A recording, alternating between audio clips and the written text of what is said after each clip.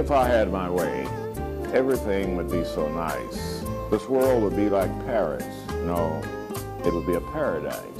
No one would ever have to say, I'm gonna get my wish someday. All one would have to do is say, this is my order, if you may. Welcome to another episode of The School Without Walls. I'm Antonio Hobbs, host and founder of this educational program. We are pre-recorded. The date is January 22nd, 2014. We are doing a series of programs relating to African American history to be shown in February, which is a national month for Black history.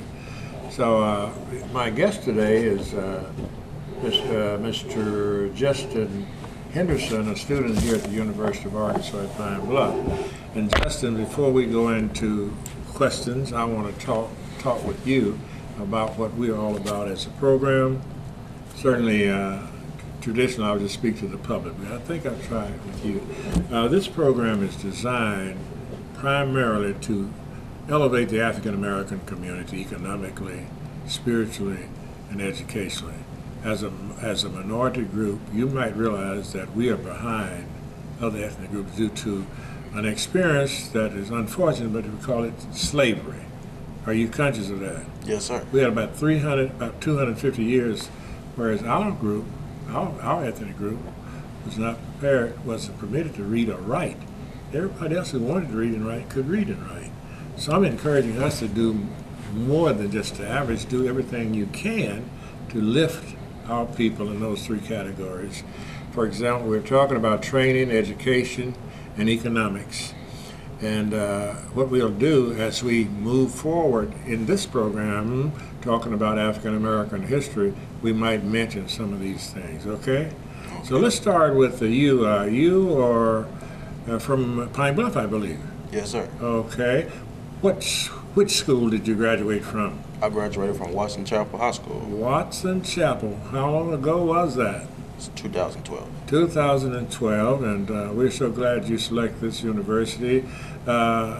What caused you to come to the University of Arkansas? The reason I chose the University of Arkansas was because I knew this was a good school. Mm-hmm. My mom went here. I've had two other cousins that went here, and my aunt also went here. Okay, who's your mother? Latasha Henderson. Latasha Henderson. Doesn't she work here? She used to work She used to work here on campus? Yes. I thought she did. What did she do? She at one time worked for Residential Life, and the second time she worked for Dr. Stewart. I don't remember the exact name of the department. I see. Do you have any brothers and sisters? No, I'm the only child. Only child. So that means you're spoiled, doesn't it? Not necessarily, right? You don't have to be spoiled because she's the only child, right? Okay. Well, we're glad to have you, and what we want you to do is to encourage you to work with us to get other students to attend the school too. I generally mention our president of the Alumni Association, Mr. Calvin Booker. He's really campaigning and asking us all to work to try to get at least 1,500 more students starting in September. And of course, you know, money follows students, right? Right. And we need money to get things done. So would you work with us and encourage others to do so? Definitely. Okay. Now, the next question before we get into Black history about yourself. Tell me, what's your ambition? Well, what is your major? My major is criminal justice. Criminal justice, and you expect to graduate, right? Yes, sir. Once you get that degree, what type of work do you plan to do? I plan to go into law enforcement, but I do still also plan to get my graduate degree. I want to achieve my PhD in criminal justice as well. Oh my God, that's quite an ambition. Yeah. Yes, sir. You really want to go through the criminal justice, the 3 degrees, the master's and the PhD. Yes, sir. So now, once you get a PhD in criminal justice, what do you think you might do with it? Because I know most jobs, they don't require, in law enforcement field, they don't require a PhD. Mm-hmm. Probably as I get older, I'll be able to use that to get an actual office position instead of being a patrol officer. I see. Had you ever thought about the FBI? That's what I had. I have. See, that would be quite, I think, to your advantage if you want to go into the FBI or something like that with the PhD in criminal justice. Of course, certainly it'll help you local police force, but you don't have as far to go. The chief of police could be a chief with a bachelor's, right? Right. But I doubt whether he would go very far in the FBI with just a bachelor's, because there's so many lawyers and PhDs and all that kind of stuff. Okay, we have about 2 more minutes on this side of the break. Let's see, we talked about your ambition. Now let's talk a little bit about what you have prepared for today. This is American Black History. What do you have prepared there? What I have prepared is 3 different African American people who have had a huge impact with African American civil rights. Mm-hmm. I have prepared Rosa Parks, Martin Luther King, and even the Black Panther Party. Okay. We should have, about a minute now. So let's start with either one. We won't be able to finish. Which one do you want to start with first? We can start with Rosa Parks. Rosa Parks. What is it about Rosa Parks that is really significant that everybody should know? That she decided to take a stand against the system and to hold her seat when she was in her rightful place anyway. And because of her, she started the civil rights movement. I see. In other words, she was doing her lifetime. Before that, she had to sit on the back of the bus. Is that right? Correct. Because of her race? Yes. They had segregated buses, right? Right. And she paid the same thing the rest of them paid, right? Right. Which But that she was unfair. But she could not sit on. Matter of fact, even if if there were white people that needed to sit, she couldn't sit anywhere on the bus. She would have to have stood. That was the policy back in that day. So she refused to get up to give a white man a seat, and that is the beginning of what we know now as the civil rights movement, right? Yes, sir. Okay, what person became very famous because of Rosa Parks' refusal to give her seat up? Dr. Martin Luther King. Dr. Martin Luther King, right? And he was a preacher, is that correct? Correct. What denomination, do you know? I do not. He was a Baptist. Baptist preacher. Okay, let's stop on that, and we'll be back in a few minutes to continue the conversation about the civil rights activists.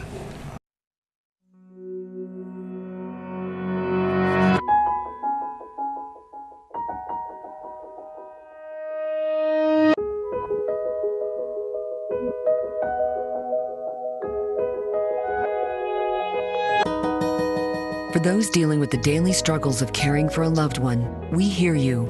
That's why AARP created a community with experts and other caregivers to help us better care for ourselves and the ones we love. Hey everybody! Heart disease affects 1 in every 3 women in America, but you can fight back. There's no time to lose. Mothers, sisters, daughters, families, and friends, it's time to shout louder, stand stronger, and demand change. Let's go! To the Batmobile. Dang it. To the invisible jet! Dang it. Together, we can put an end to heart disease. It's time to go red for women. I could use your help. Yeah! Learn more from the American Heart Association at www.goredforwomen.org. You don't need health insurance if you have an endless supply of bubble wrap.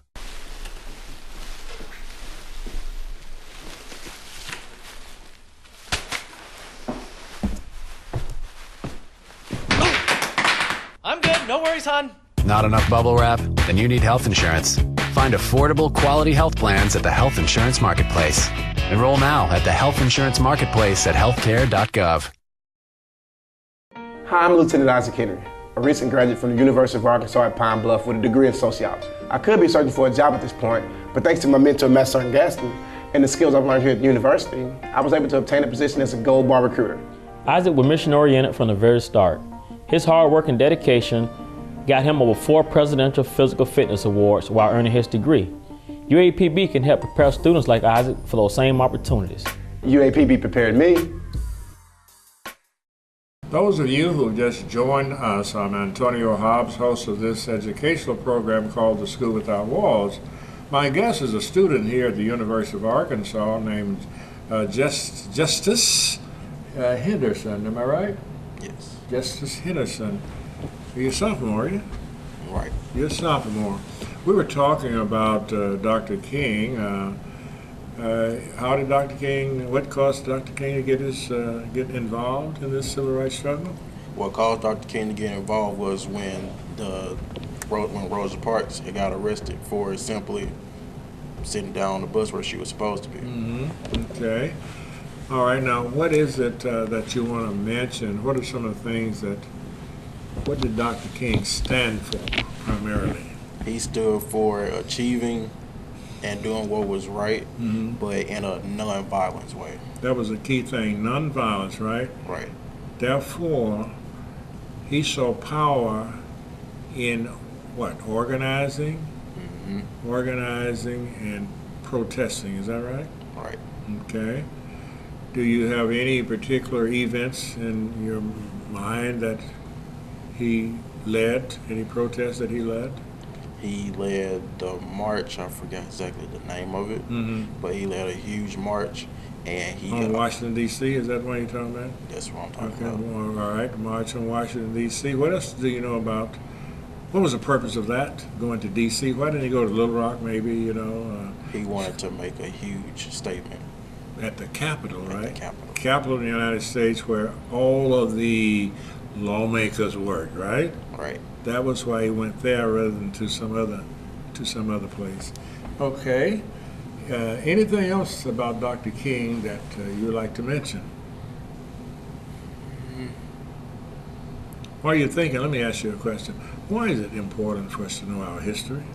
A lot of people say they don't believe in knowing anything about history. Why is it so important? It's important for us to know our history because we want to know where we come from and be able to appreciate things that have been done. And also, what most people in my generation should think about is people have died, have been hurt, just so we can have the right to read or simply to write.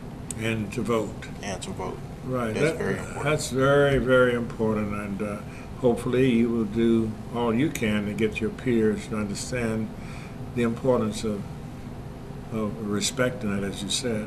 I think a lot of them just don't know because somebody failed to teach them, right? Right. That goes back to the object of this program. It's educational. We're talking about training people. We're talking about educating people.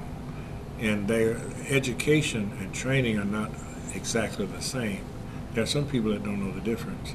You see, you train a person to be a decent human being, like how to dress for success.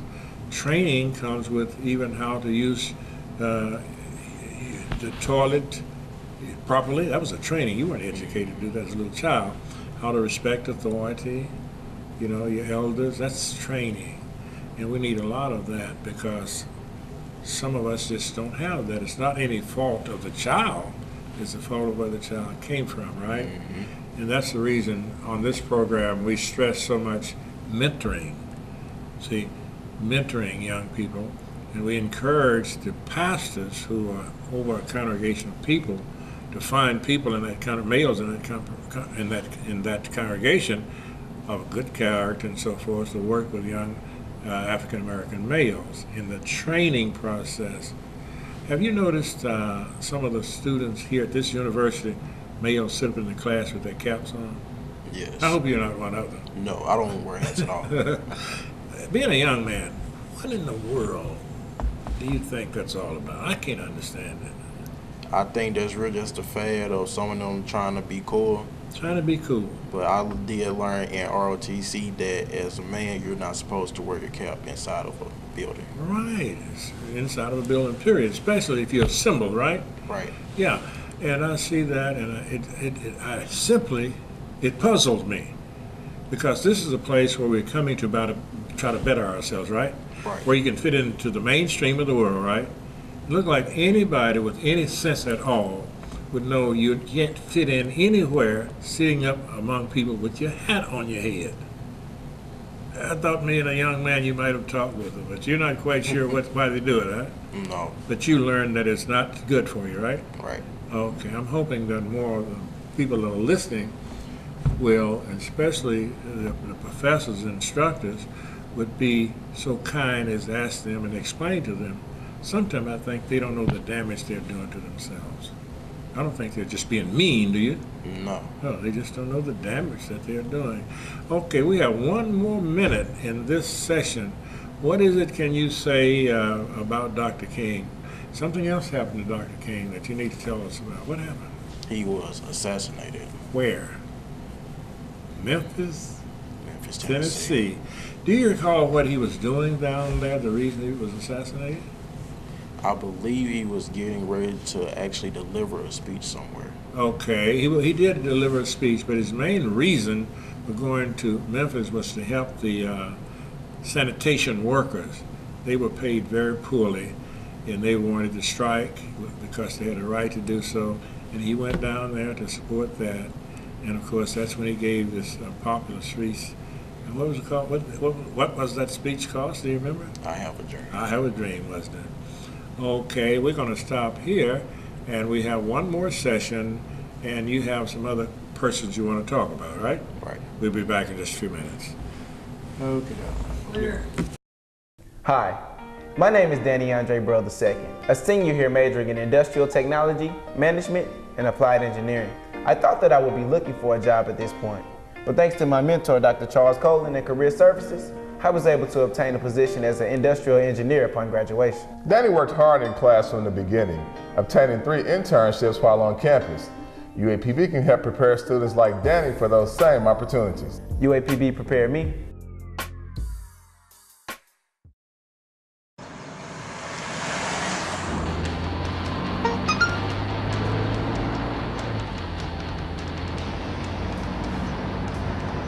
The average text takes your eyes off the road for nearly 5 seconds.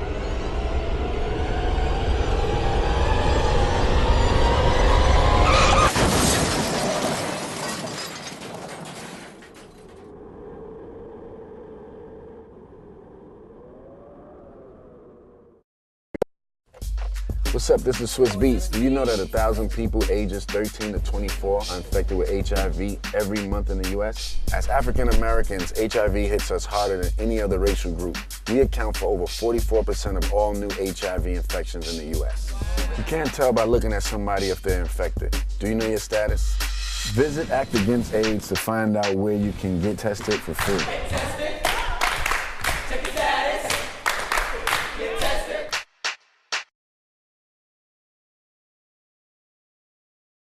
So, I just moved in with this family, and it's embarrassing.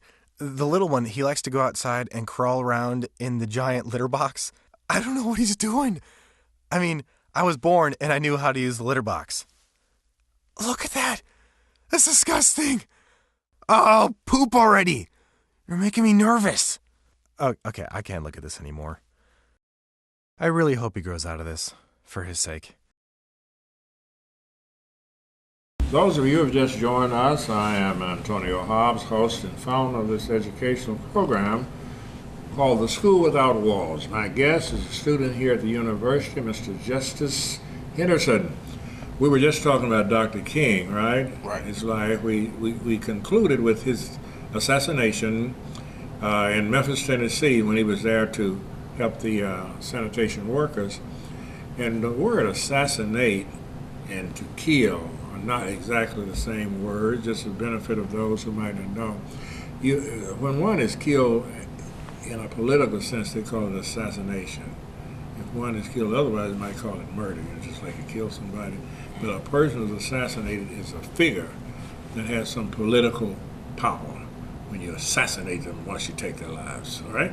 Right. All right, what is the other person you have there? I also had the Black Panther Party. Black Panther Party, okay. Let us start with whatever you know about the beginning of the Black Panther Party. What caused it to start? It started because they were taking a stand, but from a different standpoint of trying to get their civil rights and also to combat the system with its racism. Excellent, excellent. The Black Panther Party started in order to, number one, protect the African American community, right? Mainly from abusive policemen. And then also to get their rights in voting and other things like that, right? And to help. Also, it was charitable. They would help people in need. But somewhere along the way, something happened that they changed course. What happened? The police started bringing weapons into play with them, and they decided they were gonna equal the opposition.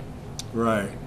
And also it is said that the wasn't so much the local police, but I think it was the CIA infiltrated them with drugs, and by having some black guy who was working with the CIA to join the organization and encouraged them to make money by selling drugs, whereas the system could legally arrest them. You see, that was another thing that happened. And do you know the names of any of those Black Panthers? The founder of them, Huey P. Newton. What is it? Huey P. Newton. Say it again? Huey P. Newton. He was the founder, right? Right. You know any of the others? No, off the top of my head. There was one called Cleaver. You ever heard of Cleaver? He was popular. I don't know the ranks, but I happened to have met him during that day. I met Cleaver, and Cleaver was an Arkansan too, but he was living in California during that time. And I met him at a meeting many years ago, a civil rights meeting. Okay, what happened to the Black Panther Party, that original Black Panther Party?